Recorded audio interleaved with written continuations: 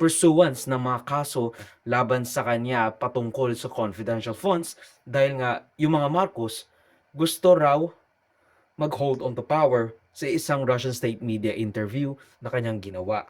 Siguro yan po ang nais niya maging naratibo, ipakita sa taong bayan, pero nawawala po yung issue patungkol sa kanyang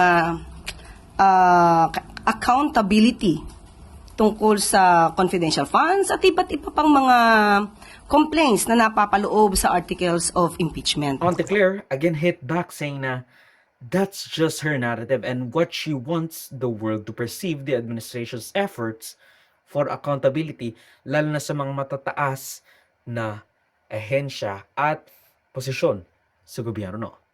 Now, I don't really have any kind of good thing to say here besides the fact na, maganda yung pag-hire ni Marcos kay Claire. Kasi si Claire, maraming maraming rebuttal. And, that's money well spent for, Marcos's agenda.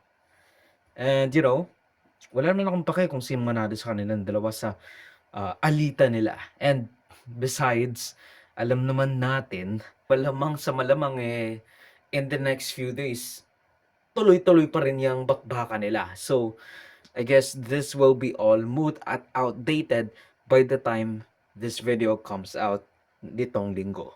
What you gonna do? Ganyan talaga ang ephemeral nature at fast-paced and moving kind of ever-changing political landscape sa Pilipinas. Which is, at least hindi siya boring.